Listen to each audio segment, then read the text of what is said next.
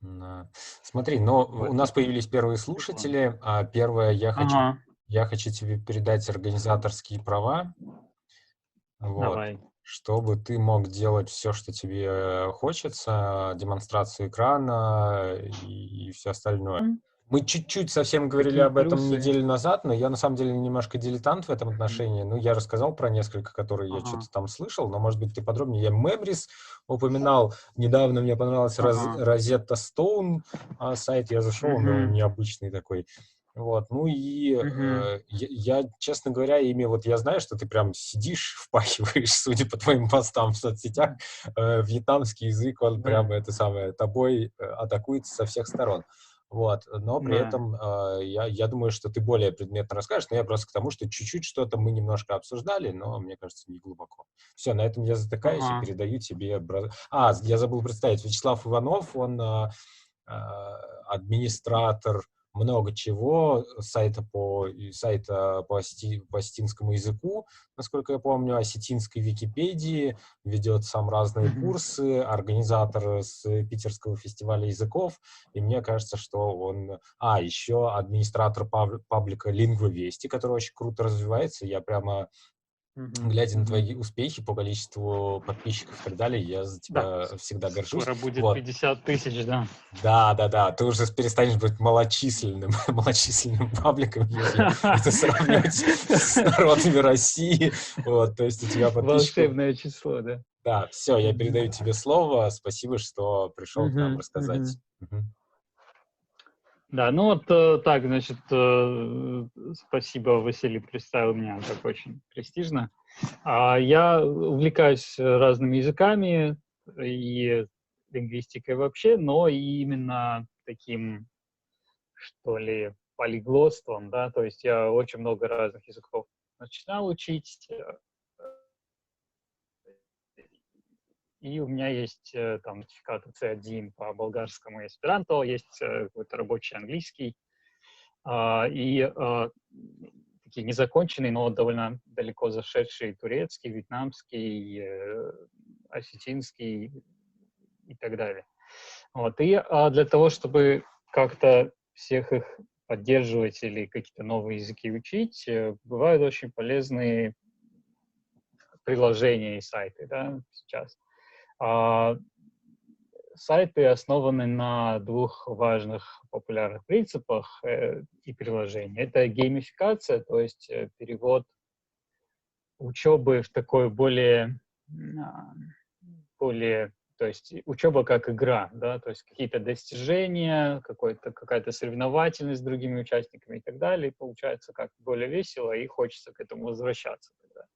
Вот. И второй принцип — это принцип интервальных повторений, да, то есть если мы один раз увидели, там, скажем, новое слово, то мы смотрим на слово, ну, кажется, все понятно, да, там красивое слово, там первые несколько секунд я его хорошо помню, могу выписать его в строчку, например, чтобы казалось, что оно лучше запомнилось. Но потом прошло полчаса, час, и я не помню слово, да, значит, чтобы слово переходило, или там выражение в идеале, чтобы переходило из краткосрочной памяти в долгосрочную, нужно ну, повторять его, причем сначала там через какой-то короткий промежуток, и потом этот промежуток увеличивается. Есть интересные исследования на эту тему. И вот приложение Memrise как раз утверждает, что они основаны на вот этих научных замерах, да, как часто надо повторять слова. Напишу название. А, Memrise. Ой-ой, у меня вьетнамская клавиатура. А, в Memrise очень много м, пользовательских курсов, то есть есть такие наборы базовой лексики для самых экзотических языков, в том числе я там делал какие-то пачки а, для спасибо, Василий, да, пачки для осетинского языка, например, и в том числе не только лексики, но и а, выражений. То есть, потому что кажется, что лучше запоминать слова в контексте, и в этом смысле какие-то простенькие предложения, они очень полезны. И в мемрайзе часто также слова имеют озвучку. То есть каждый раз, когда вам предъявляется слово на карточке, оно также звучит в записи, в исполнении какого-то носителя, причем часто там с какой-то грязью и звуковой, да, и носитель диалектный и так далее. Но тем как бы и веселее.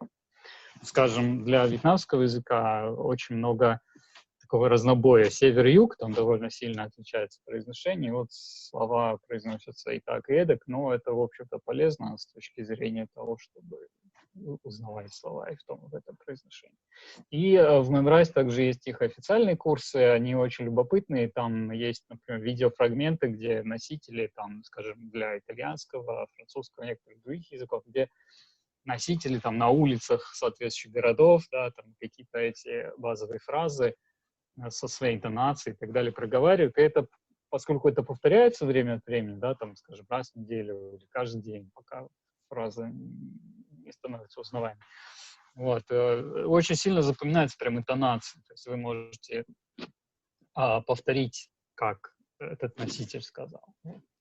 И ну, наверное, лучше пользоваться Memrise, если есть такая возможность прямо вслух произносить то, что вы слышали, и тогда получится еще и вот эта новая сейчас популярная методика одновременного произношения с говорящим, да, то есть там полиглоты, например, ставят себе какой-то фрагмент записи, может быть, с Ютуба и так далее, произносят вместе с говорящим, потом повторяют несколько раз, чтобы вот так лучше запоминается. Это Memrise. Значит, Memrise помогает запомнить лексику или какие-то простенькие фразы. И другое очень популярное приложение сейчас — это Duolingo. Про него очень много мемов. То есть это, наверное, самое популярное приложение, это предположить, для изучения языков. Там довольно большой набор языков. И Duolingo интересен тем, что его, кажется, полный и за очень малым изъятием полный функционал доступен бесплатно. Да? То есть на Memrise там некоторые упражнения доступны только если оплатить, то есть купить, в общем-то, подписку. У меня там по какой-то распродаже купленная пожизненная подписка на Memrise, поэтому я просто не знаю, какие из функций, которыми я пользуюсь, относятся к бесплатным, а какие платные. Ну, такое деление там есть. А вот в Duolingo такого деления нет, то есть все получают доступ ко всему функционалу. Вот. И там есть интересные новые форматы, которые, может быть, Duolingo, наверное, многие из вас видели, а вот именно новые возможности в Duolingo, может, не видели, это так называемые истории. Они доступны не для всех языков сейчас, но это очень такая интересная штука. То есть там не вот эти знаменитые Duolingo странные предложения, типа «ты не существуешь», да, или «я счастлив, потому что у меня есть утка», да. Вот, и они забавные по-своему и, конечно, помогают запомнить грамматику и за счет своей дикости. Вот, но там теперь есть новый такой жанр, называется истории. Там, наоборот, связанная короткая история, и нужно ее, скажем, прослушать и ответить на какие-то вопросы не очень сложные, но очень сильно помогает прокачать вот эту навык, скажем, аудирования и так далее. Вот. Тоже, в общем, очень рекомендую. Duolingo — это был основной мой инструмент изучения вьетнамского, когда я заинтересовался вьетнамским. Вот. Менее такое известное, может быть, приложение — это Closemaster.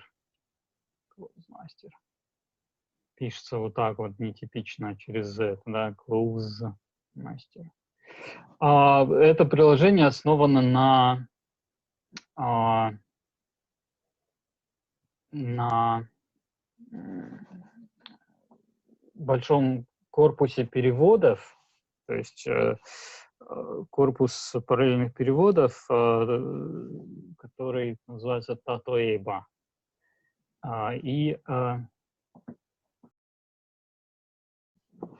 Вот, и там много тоже самых разных выражений, которые переведены с языка на язык, и скопились просто миллионы таких фраз, проверенных и переведенных носителями. Это все очень весело. И CloseMaster, да, и под, я так понимаю, свободной лицензией этот корпус как бы распространяется, параллельных переводов Tatoeba, и на его основе поэтому сделано приложение CloseMaster. Там базовый функционал тоже бесплатный. Если, то есть как это выглядит, предъявляется фраза, в которой одно слово пропущено, и надо выбрать одно из 4 предлагаемых слов, чтобы вставить его в этот пропуск. Вот. А в платной версии можно более сложные задания получать, например, вбить пропущенное слово с клавиатуры. Понятно, что это сложнее, конечно. Вот. И фразы в CloseMaster потрясающие, веселые, неожиданные и так далее. Вот, например, там в турецком упражнении мне встретилось что-то вроде «он трезвый, как судья», там что-то еще, да? То есть какие-то такие неожиданные метафоры и концепции. Вот. И просто даже я порой делаю скриншоты или выписываю то, что там встретилось мне, потому что бывают интересные обороты, да, там сравнения, какие-то грамматические интересные штуки. Вот. То есть это переводы не искусственные, что ли, да, то есть переводы, сделанные носителями, с желанием добиться естественности фразы в родном языке, да, то есть они берут эту фразу на английском, конечно, чаще всего языке и пытаются довести ее до как бы какой-то натуральности в родном языке. Вот, и это, поэтому получается очень интересная такая база. Она не очень учебная, это скорее, конечно, для уровня, когда вы уже знаете язык, там где-то, может быть, подбираетесь к уровню B или даже B2, и получаете вот такие веселые фразы, чтобы не забыть в том числе менее частую лексику, допустим. Вот. И еще одно приложение, оно не совсем учебное, которым я много пользуюсь в последнее время, это Toggle. Значит, зачем нужен Toggle? Понятно, есть и какие-то другие аналоги. Значит, Toggle нужен для того, чтобы регистрировать время, которое вы потратили на занятие.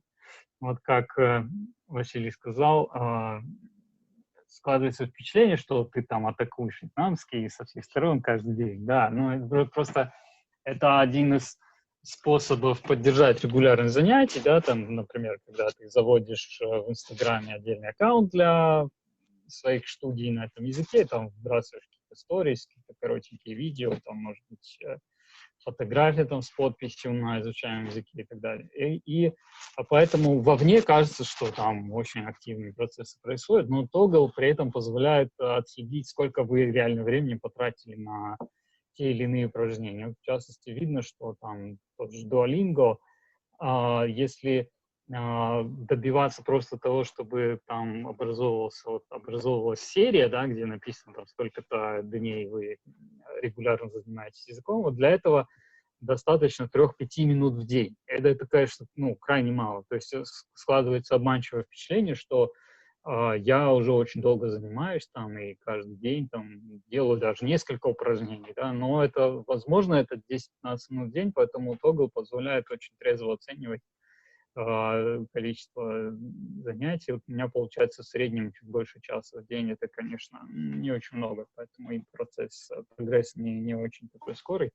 Вот. Но еще вот эта привычка регистрировать занятия, она в Toggle можно настроить там буквально нажатием кнопки, будет начинаться отсчет этого секундомера, и потом будет видно не только, что ты занимался столько-то часов, но и чем ты занимался. То есть можно выбрать, как проекты назвать разные приложения и разные другие деятельности, которые вне этих приложений тоже совершаются, там, например, очные уроки или языковой обмен, когда ты с кем-то договорился, встретился, поговорил на условиях, что, например, 20 минут мы говорим на моем языке, а 20 минут на твоем. Да? Это очень тоже такой эффективный и часто бесплатный способ попрактиковать язык.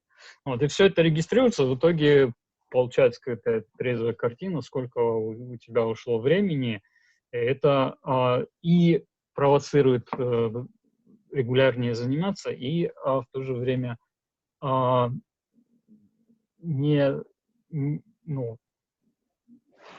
в общем, помогать не расстраиваться, когда результат не очень хороший, да, то есть, ну, я там полгода уже занимаюсь, а как-то совсем примитивно изъясняюсь, там, долго думаю и так далее. Это нормально, если ты занимаешься мало, да, и это видно по тоглу, потому что без такой системы регистрации, как бы учета затраченного времени, может сложиться впечатление, что странно, я так много занимаюсь, а результата нет. Да? Вот это такой вот интересный тоже лайфхак. Есть более подробные описания, как пользоваться тоглом. Например, у Владикавказского полиглота Бегулова есть видео, которое посвящено полностью этому. Он почти час рассказывает, как он настроил себе регистрацию занятий в Тогле. В общем, тоже можно при желании найти и скопировать эту систему. Ну, или, конечно, создать свою с нуля. Вот. Я еще сейчас посмотрю, какие у меня стоят другие приложения, которые я не упомянул. Да, Mondly, хотел рассказать о Mondly обязательно. Значит, Mondly, тоже в чат надо закинуть название. Это румынское приложение, очень тоже так немножко, может быть, нетипично, потому что все делается или где-нибудь там в Китае, или в Америке. Вот, а это нетипичное приложение тем, что оно создано в Румынии, или, во всяком случае, его начало тоже в Румынии. Его грандиозным преимуществом является то, что все фразы, которые в Mondly подаются изучающим, они записаны носителем. То есть они добиваются того, что каждая фраза имеет звук. Это прекрасно. Второй плюс в том, что в Mondly все курсы переводятся на все языки. То есть, получается такая ромашка, да, то есть с любого языка, который представлен в Mondly, можно изучать любой другой язык, который там тоже представлен. То есть, скажем, если есть персидский курс, то можно учить персидский по-русски, а не через английский и так далее. Вот. Но минусом этого является то, что материалы, конечно, переводятся через язык-посредник, я думаю, это английский, и в итоге переводы часто бывают очень странные. Вчера я рассказывал про вьетнамский на онлайновом фестивале языков, и там был как раз пример фразы «я хочу коктейль», по-вьетнамски буквально сказано, а по-русски «мне коктейль, пожалуйста». Да, там нету «пожалуйста», нет смысла «дайте», да, там просто «я хочу». Вот. Но через вот такой вольный перевод с языка на язык, а потом еще один, и накапливается такая неточность. Вот. И у Mondly довольно ограниченный функционал в бесплатной версии, но у них какая-то постоянно действующая распродажа, там его можно не очень дорого приобрести. Сам по себе Mondly, конечно, в отличие от Duolingo, если пользоваться им с компьютера, особенно там, почти перед каждым уроком есть грамматический комментарий, то есть нужно почитать, что происходит. Да? То есть фактически можно учить язык полностью только в Duolingo, особенно если делать это в том числе с компьютера. Да? То есть какие-то упражнения на повторение делать можно и с телефона, но вперед продвигаться с компьютера, потому что там более подробно можно читать и обсуждения, как каждому занятию есть большие очень полезные обсуждения, и есть краткое описание того, что предстоит в этом занятии. Да? Там, если какая-то грамматика, там какое-то время новое глагольное, о нем описано, как оно работает и так далее. Вот. И в Mondly всего этого нет. То есть есть просто некие упражнения. Вот. Нет никаких объяснений грамматических, скажем. То есть это хорошее вспомогательное средство, огромный его плюс в том, что каждая фраза записана в звуке. Вот, и для того, чтобы как-то вот каждый день что-то повторять, хорошее тоже такое решение, но учиться надо где-то еще, да, то есть или по учебнику, по самому учителю, может быть, с учителем настоящим, может быть, живым человеком и так далее. Вот, ну, такие вот плюсы и минусы этого Mondly. Очень интересное решение по-своему, ну и красивое приложение, что, наверное, немаловажно. Вот такое у меня есть редкое приложение, которым тоже я пользуюсь, это MemoWord называется. Вот, оно относительно такое маленькое, новое. Я там знаком с одним из создателей. Они утверждают, что сделали приложение для себя, да, сделали функционал, который им не хватало. Это тоже карточки для повторения слов.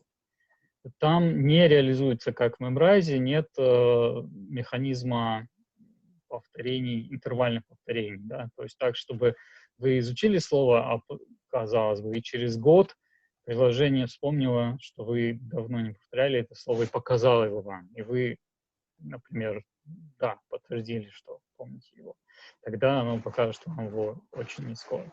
А если не подтвердили, то, значит, надо его, ну, фактически заново, да, вспоминать, значит, оно чуть-чуть чаще будет появляться. Вот этого в MemoWord нет, потому что, ну, они не верят, короче, в интервальные повторения, так понял. Вот, но в то же время очень удобная регистрация своих слов. То есть в Memrise очень трудно добавлять свои слова, там надо редактировать курс, это удобнее делать с компьютера и так далее. Немножко сложно. А MemoWord очень удобно для того, чтобы записывать короткие фразы и новые слова, которые просто встретили чуть ли не на улице, там, на вывеске, в общении и так далее. Можно зайти, быстро записать перевод, и эта карточка останется. Потом, когда у вас есть там 2-3 свободные минуты, можно пролистать актуальные карточки, просто повторить то интересное, что вам встретилось, ну, в том числе за день буквально, да. Вот, и потом эти карточки можно как-то сдвигать, там есть возможность их листать и выбирать, там, например, уже выучил, и она тогда не будет мешаться, складывается в некий архив. Вот, ну, тоже приложение, конечно, двигается в сторону монетизации, там на какое-то небольшое количество карточек можно пользоваться бесплатно, вот, но их тогда надо не то архивировать, не то удалять даже, я не уверен. И для какого-то большого количества слов, ну, там нужно заплатить, как обычно, да, то есть за пользование. Вот. Но очень рекомендую как удобный такой блокнот для записи текущих слов. Есть интересное приложение, которым я пользовался для турецкого языка, называется Lyrics Training, кажется.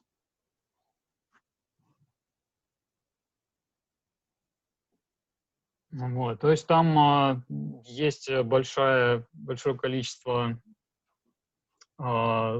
песен, синхронизированных с текстом, и играет вставочка из YouTube, песня играет внутри этого приложения, и показывается полностью текст песни с небольшими лакунами, да, которые надо заполнить. То есть надо там подставить, по-моему, из ограниченного списка слов, не помню, игры. Вот.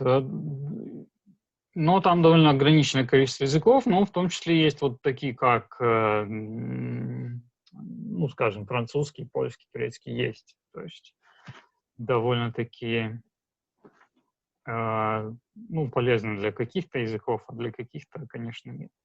То есть, скажем, осетинских песен там нет, или там вьетнамских еще нет. Да, Lyrics Training точно. Вот, и, ну, это интересно, но требует какого-то и времени, и, ну, другой концентрации, да, то есть если там Memrise можно повторить за 3 минуты где-то вот буквально ожидая трамвая, Lyrics Training, это, ну, предполагает, что вы скорее дома, в каком-то спокойной ситуации, когда в том числе вы, я не знаю, можете подпевать или как-то нормально включить этот звук. Там, и так далее.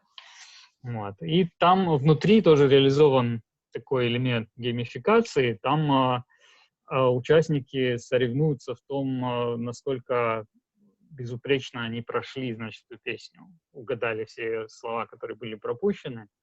Вот. Ну, там встречаются читеры, не знаю, в чем их смысл. Люди, для которых язык родной, да, явно язык родной, значит, они угадывают слова, ну, разумеется, на песне на своем родном языке, да, в русской песне.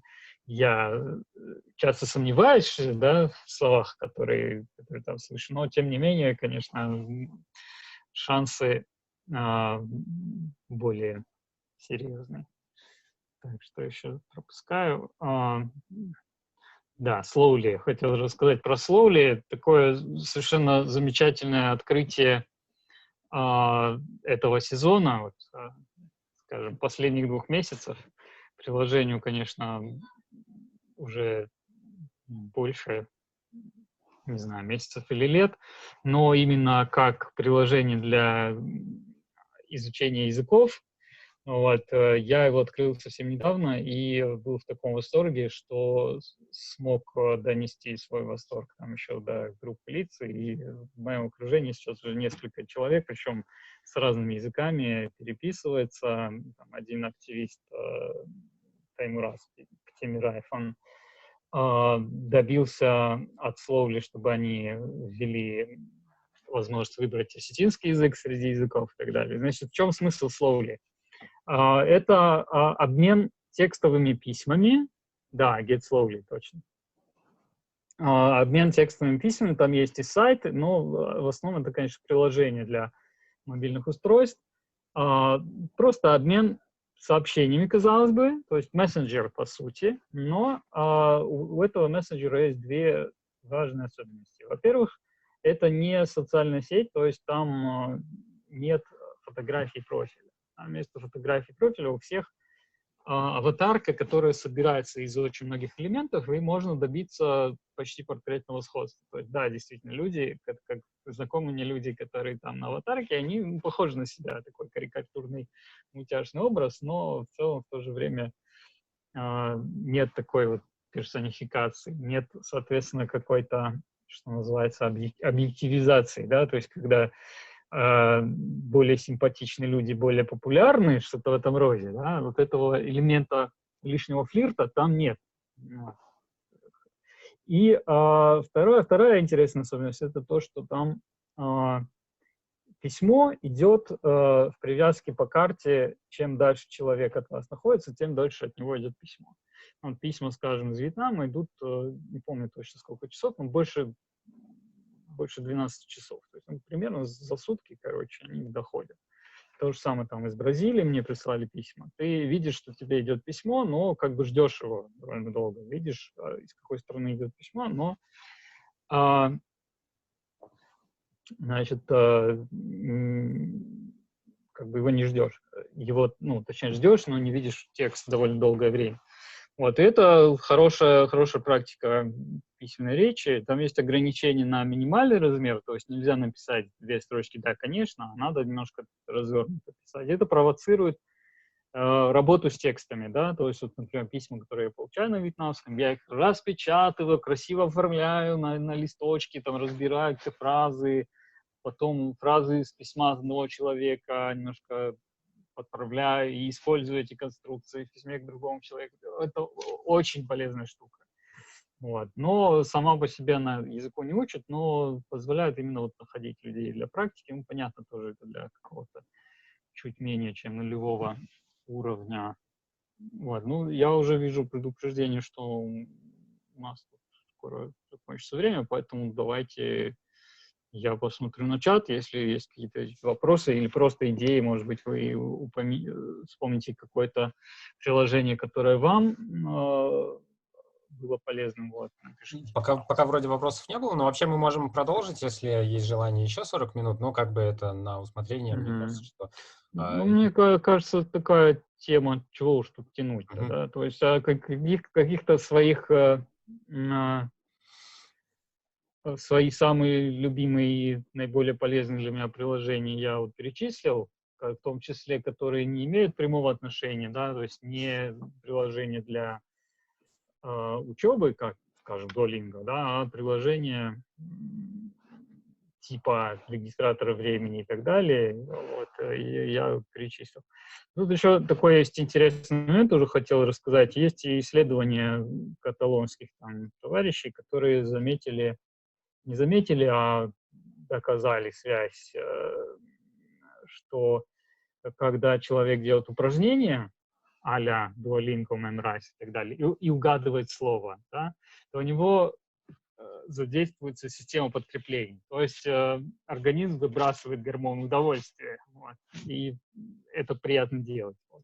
И поэтому современные приложения, они вот как-то пытаются нащупать этот момент и сделать так, чтобы люди, ну, фактически стали в хорошем смысле зависимы, да, от того, чтобы угадывать какие-то там, решать такие задачки. Ну, в Duolingo, например, часто, конечно, задания превращаются в задания на, ну, чуть ли не логику, да, то есть там надо выбрать, подобрать слова, ты не все слова хорошо помнишь, но вот это вспомнил, накидал, там что-то осталось, так подобрал, оба угадал, да.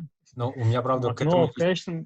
есть небольшой комментарий, что вот в некоторых случаях я из-за того, что я как раз люблю там продвинутую логику и еще что-нибудь такое, и в ряде случаев приложение меня как раз бесит, что я могу запросто пройти несколько уровней там изучения бурятского или какого-нибудь другого приложения, совершенно вообще не вникая, просто потому что там точка в конце написана или вопросительный знак, и там написано Да. слово с вопросительным знаком, а предлагается либо на русском «да», либо «я хочу поехать», а ты понимаешь, господи, ну тут спрашивают, как дела, вот, вообще не глядя на все это, но это как бы пример плохого, наверное, приложения, как делать не надо. Ну, не знаю, это, ну, получается такой своего рода таймкиллер, да, то есть большая часть заданий довольно простые или вообще примитивные, но это не, по-своему неплохо, потому что ты вместо того, чтобы там собирать в линеечке какие-то разноцветные шарики, грубо говоря, да, ты собираешь блоки с фразами. Но тут секрет в том, чтобы возвращаться, там сейчас у них есть вот уровни в каждом кружочке Duolingo, можно возвращаться, делать. Тогда, если 3 раза там продолбить эти, там, скажем, прилагательные, они хорошо запоминаются зато. Запоминаются прямо в контексте. Некоторые фразы или такие упоротые, что их хочется запомнить, или действительно полезные, что их хочется запомнить. И, конечно, их надо проговаривать, выписывать и так далее. Вот это вот, да, то есть не только выбирать там по вопросительному знаку, но и что-то еще делать на этой основе, тогда это может быть, ну, как мне кажется, очень эффективно. Особенно если с учебными материалами другими не очень хорошо на этом языке. Вот у меня еще вопросик. Ну, тут ребята еще пишут кое-что. Артем пишет, что критическое замечание всем этим сложно пользоваться, чтобы задать вопрос по устройству языка. То есть вот если у тебя нет на него, и ты сходу не нашел на него ответа, то ты в таких приложениях обычно не получишь. Ну, Катерина Да, у меня отвечает вот, да, резонно, есть на это что... комментарий сразу. Да, значит, вот в Duolingo как раз к любой фразе, в том числе, ну, с Android есть приложение тоже, но с компьютера особенно удобно. Можно из любой фразы внутри упражнения перейти, там есть такая как бы выноска, да, такой значок обсуждения. Перейти в обсуждение, но очень-очень бывает информативно. Там можно задать свой вопрос, можно почитать, обычно вопрос уже заданный в предыдущие годы, на них отвечают порой очень развернуто хорошие носители. То есть это как раз вот очень в этом смысле есть кому задать вопросы. Часто это даже более эффективно, чем где-то искать какой-то форум, где-то там задавать вопрос. И, например, я занимаюсь на iTalk с носителями. Вот им как раз вот зачастую бывает бесполезно задать вопрос, потому что они тьюторы, да, они просто носители, которые хотят подзаработать $5 в час и не готовы никакие грамматические комментарии давать. А обсуждение Duolingo очень хорошие обсуждения на каждую фразу, которая есть в упражнении. То есть странная фраза, странный звук, ты тут же переходишь в обсуждение и читаешь, что там, да, и сам можешь написать. Это очень прикольно. У меня еще небольшое у самого был запрос, раз мы занимаемся всякими языками России, по которым часто мало этих ресурсов, и на многих Мгм, платформах мгм. просто ничего нет. Очень многие люди хотят изобрести свой собственный курс. Я просто сталкиваюсь с этим на каждом шагу. Что бы ты посоветовал в этом случае? Что вот из этих платформ открыты для того, чтобы несколько человек взялось, сделало курс, и чтобы он был потом доступен, удобен и всякое такое. То есть вот с нуля, что из этого доступно? Ну вот Memrise совершенно доступен с нуля, то есть это можно делать, туда можно прикреплять звук, можно писать в том числе фразы, можно как-то продумать структуру курса, то есть это довольно реалистично. Ну, например, я там делал подборку, скажем, на склонение глагола, на сочетание числительного с существительным, на множественное число. Вот. Это там можно тренировать, и довольно просто как бы это делается. Ну вот. Что касается Duolingo, то Duolingo люди делают аналоги с нуля, потому что в Duolingo, конечно, дождаться, когда одобрят твой язык, практически невозможно. Они еще не выпустили, не знаю, какие-то очевидные языки, там, типа финского, да, вот, поэтому дождаться, когда они будут одобрять уже языки, там, типа эрзианского, не знаю, осетинского, это очень не скоро случится. Вот. И уровень вложений, да, там очень много надо как бы сделать, чтобы написать этот Duolingo курс. И есть аналоги, например, для осетинского есть приложение, которое очень похоже по набору упражнений, по своей структуре. Кажется, оно называется Ирон и потом Now на английском манере, но боюсь ошибиться. Как бы Iron Now, но это созвучно осетинскому Iro Now, да, как бы по-осетински. Вот такая игра Вот здесь еще сложная, пара дополнений, длительная. что Duolingo, кажется, Катерина пишет, Duolingo, мне кажется, главное не бросать урок на синем уровне, а идти до победного желтого. Я не понимаю, о чем речь. Я Мгм. не пользуюсь. Ну Причем не да, ну сразу, а хотя бы там, вернувшись да, после красного, учебы. да. То есть как-то их повторять, более подробно пробивать, да. Вот. Каждый И кружочек. Артем уточняет именно у Duolingo грамматические категории, но я так понимаю, что да. Ой, комментарии, я понимаю, что да. Ну все, на этом, если мы спешим, то у нас осталось меньше минуты, поэтому я думаю, что самое время Мгм. поблагодарить докладчика. И Да, если что, можно, наверное, спасибо за пробовать. внимание.